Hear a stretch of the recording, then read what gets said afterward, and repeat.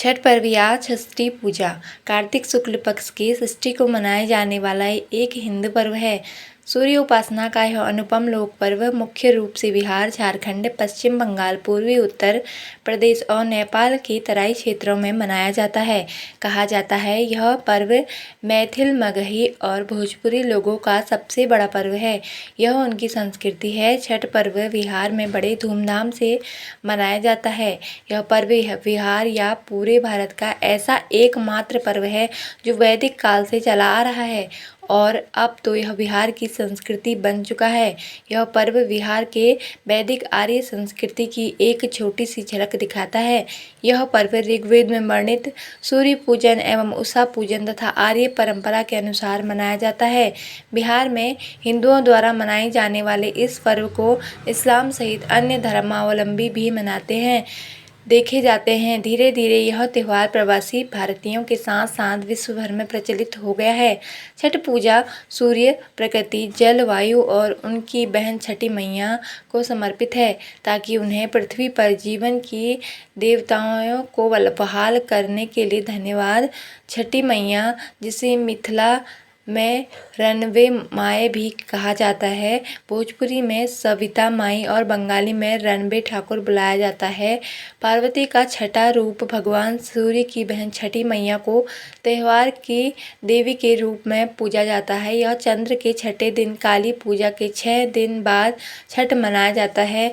मिथिला में छठ के दौरान मैथिल महिलाएं मिथिला की शुद्ध पारंपरिक संस्कृति को दर्शाने के लिए बिना सिलाई के शुद्ध सूती धोती पहनती हैं। त्यौहार के अनुष्ठान कठोर हैं और 4 दिनों की अवधि में मनाए जाते हैं। इनमें पवित्र स्नान, उपवास और पीने के पानी, व्रता से दूर रहना, लंबे समय तक पानी में खड़ा होना और प्रार्थना प्रसाद और अर्घ्य देना शामिल है। पार्वतनी नामक मुख्य उपासक संस्कृत पारविशेष का मतलब अवसर या त्यौहार आमतौर पर महिलाएं होती हैं। हालांकि बड़ी संख्या में पुरुष इस उत्सव का भी पालन करते हैं क्योंकि छठ लिंग विशिष्ट त्यौहार नहीं है। छठ महापर्व के व्रत को स्त्री, पुरुष, बूढ़े, जवान सभी लोग करते हैं।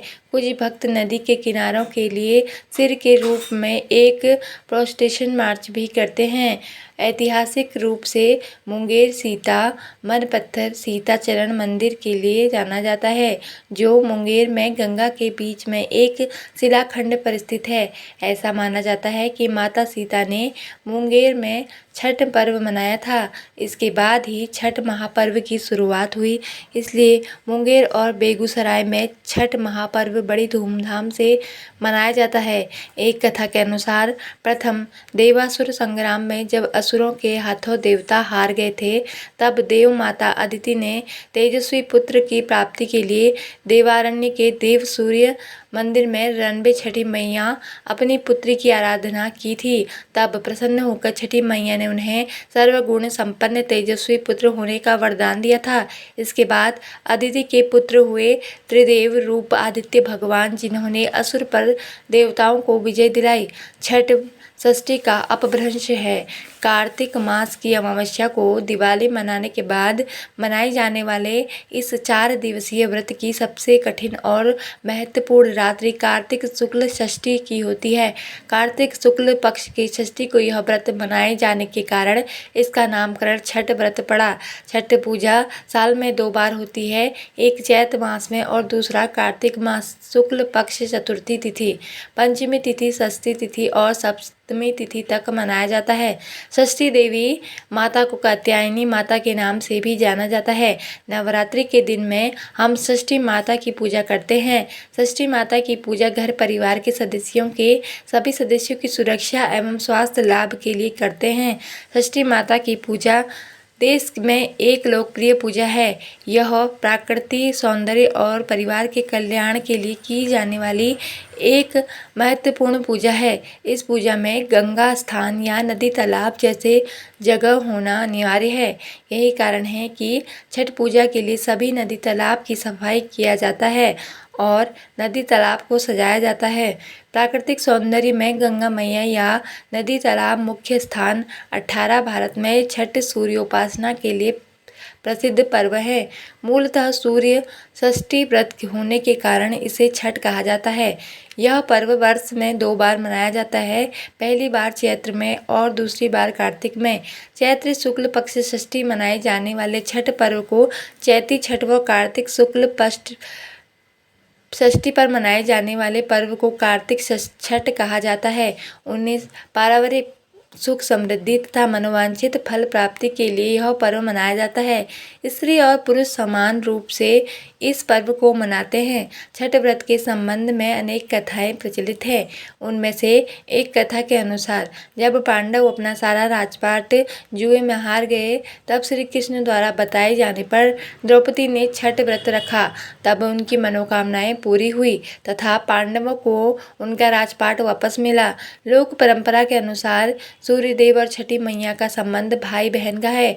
लोक मातृका षष्ठी की पहली पूजा सूर्य ने ही की थी। छठ पर्व को वैज्ञानिक दृष्टिकोण से देखा जाए तो षष्ठी तिथि छठ को एक विशेष खगोलीय परिवर्तन होता है। इस समय सूर्य की पराबैंगनी किरणें पृथ्वी की तरह सतह पर सामान्य से अधिक मात्रा में एकत्र हो जाती हैं।